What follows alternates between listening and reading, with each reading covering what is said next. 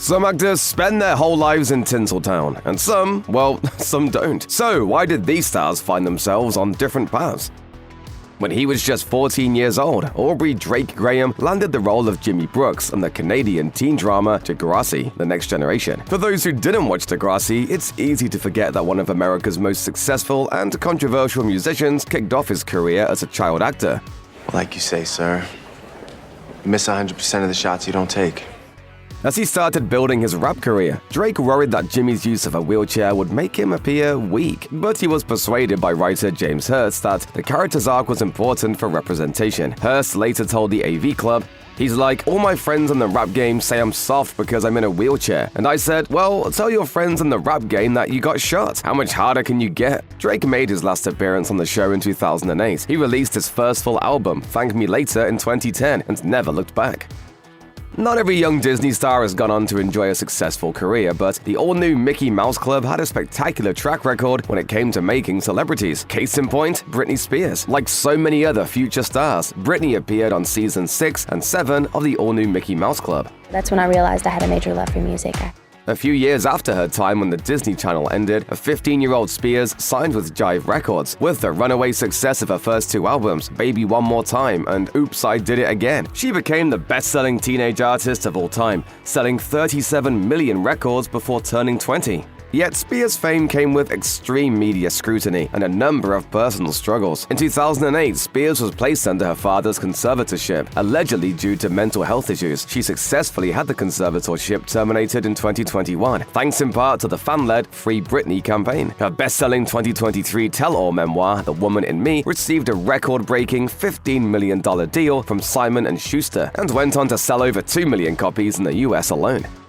When she was 11 years old, Alanis Morissette appeared in a handful of episodes of You Can't Do That on Television, a Canadian kids sketch comedy that later became Nickelodeon's first big hit. The first of her 5 episodes was music-themed, and it became obvious to everyone on set that Morissette was destined to become a star. Her first 2 albums didn't generate much buzz outside of Canada, but the decision to go alt-rock for her third album, Jagged Little Pill, changed everything for her. Released in 1995, Jagged Little Pill became a critically acclaimed bestseller. At 21, she was the youngest artist to go platinum until Britney Spears' debut. Obviously, Morissette has been a lot more focused on music than acting in the years since, though she still had a few notable roles. She played God in Kevin Smith's View Askew universe and appeared as an imaginary version of herself in the Great North.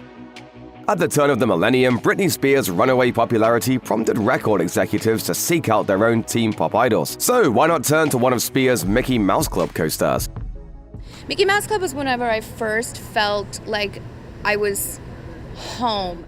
Christina Aguilera signed with RCA Records after she proved her talent with Reflection, the theme song to Disney's animated film Mulan. Her single Genie in a Bottle topped the Billboard charts in 1999, and she quickly emerged as a challenger to Spears' teen pop queen status. Aguilera has dropped various alter egos over the years, such as the provocative ex-Tina and the old Hollywood-inspired Baby Jane. She had several major hits throughout the 2000s, including Beautiful and Ain't No Other Man, but the 2010s weren't quite as fruitful for her. She went on to become known for her role as a coach on the singing reality competition series The Voice, though she left in 2016 after becoming frustrated with the show. She told Billboard magazine, "It became something that I didn't feel was what I had signed up for in season 1. You realize it's not about music, it's about making good TV moments and massaging a story."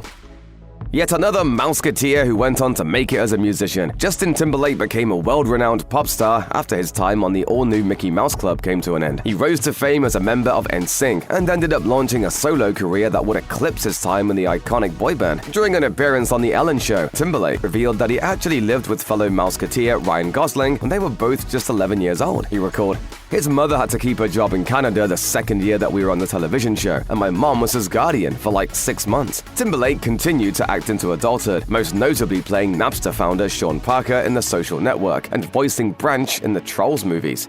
Face it, Poppy. Sometimes people go into other people's mouths and they don't come out. But when people think about Timberlake, they primarily think about his music, how he brought Sexy back, for example, or the massive controversy surrounding his 2004 Super Bowl halftime show with Janet Jackson. Timberlake's best-selling album, 2002's Justified, sold over 10 million copies worldwide, and he continues to make music. His 6th album, Everything I Thought It Was, dropped in 2024.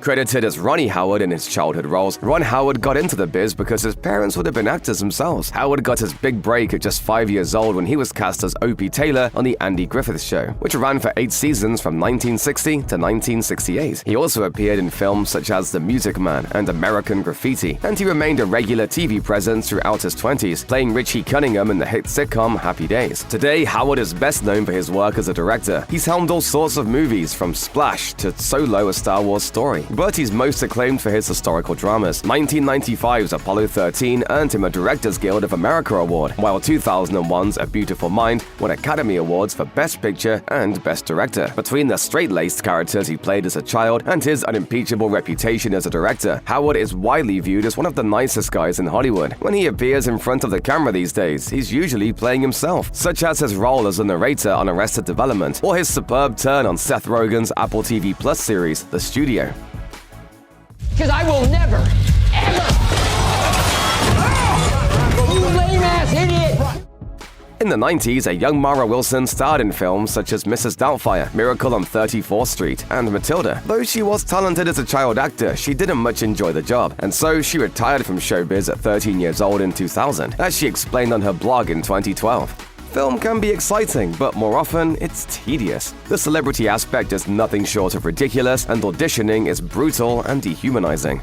I think it was the realization that I didn't have to do it anymore. Through her blogs, editorials, memoirs, and social media posts, Wilson has written at length about her experiences as a child actor, both positive and negative. These days, Wilson is a writer. She wrote a play called Sheeple, which played at the 2013 New York International Fringe Festival. And despite her falling out with live-action film acting, she continues to enjoy voice acting. She performed in animated shows such as BoJack Horseman and Big Hero 6, the series, as well as fiction podcasts like Welcome to Night Vale and Love is a Crime. She's also a narrator who has worked on several audiobooks. Speaking to Audiophile magazine, Wilson explained that one of her earliest memories is that of her mother narrating Matilda to her, acting out all of the characters. She added, "Somebody said once that it's really funny and seems fitting that Matilda grew up to be an audiobook narrator." Wil Wheaton was never going to escape his divisive role as kid genius Wesley Crusher on Star Trek The Next Generation. Instead, he's leaned into the association, parlaying his early connection to the Star Trek universe into a generalized sort of geek celebrity. He still continues to act, but mostly he plays himself, whether as a parody of himself in shows like The Big Bang Theory, or as a presenter and host in series like Sci-Fi's The Wil Wheaton Project. Following a somewhat similar path to Mara Wilson, Wheaton maintains a significant online presence. He has also written multiple memoirs and found a lot of success as a voice actor, podcaster, and audiobook narrator, usually specializing in science fiction authors like John Scalzi and Ernest Cline. He's also been active as a progressive voice in video games and tabletop RPG spaces, and he's a regular presence on the pop culture convention circuit. Many of the biggest names in the right-wing media ecosystem are people who failed to find success in show business. Before he was asking college students to change his mind on the Louder with Crowder podcast, Steven Crowder was a child actor best known for voicing the Brain in seasons 5 and 6 of the PBS Kids cartoon Arthur. After his time on Arthur, Crowder landed minor roles in films such as Three Needles and The Secret, and he also appeared in a single episode of the ABC Family comedy drama series Greek. At one point, he attempted to break into stand-up comedy, and when that didn't work out, he took the conservative political material he'd been advised to cut from his stand-up act and used it to make YouTube videos. From there, he got the attention of PJ Media and then Fox News, entering conservative punditry full-time in 2009 before establishing his podcast in 2015. When Steven Crowder outgrew the role of the Brain on Arthur, he was replaced by another actor, Alex Hood. And Hood ended up going down the opposite path, politically speaking. Hood came out as a transgender woman in 2024, and she is today best known as a cartoonist under the nom de plume House of Decline. Her cartoons involve absurdist phallic sexuality, leftist political satire, and pop culture parodies such as Steven Universe vs. Hitler, and they've frequently gone viral on social media. Don't encourage her.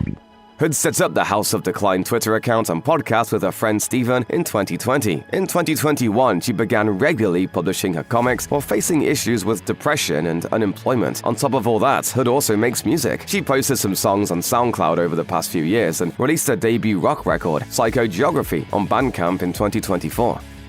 Born in 1928, Shirley Temple first appeared in movie musicals at the age of 3. She soon became the biggest child star of the 1930s, from 1935 to 1938. She was the single biggest box office draw of any age. President Franklin D. Roosevelt praised her movies as pick-me-ups in the dark days of the Great Depression, saying, When the spirit of the people is lower than that at any other time during this depression, it is a splendid thing that just for 15 cents, an American can go to a movie and look at the smiling face of a baby and forget his troubles. Retiring from Hollywood in 1950 at the age of 22, Temple decided to make a move into politics. After a failed congressional run in 1967, she was appointed as a delegate to the United Nations in 1969. Having impressed Henry Kissinger with her knowledge of global politics, President Gerald Ford appointed her to be the United States ambassador to Ghana and the first female chief of protocol in the State Department. Under the presidency of Ronald Reagan, she worked as a foreign affairs officer expert for the Department of State. Temple later served as a U.S. ambassador to Czechoslovakia under George H.W. Bush's presidency, being the second to last person to fill that role before Czechoslovakia split into two countries in 1992. She passed away in 2014 at the age of 85.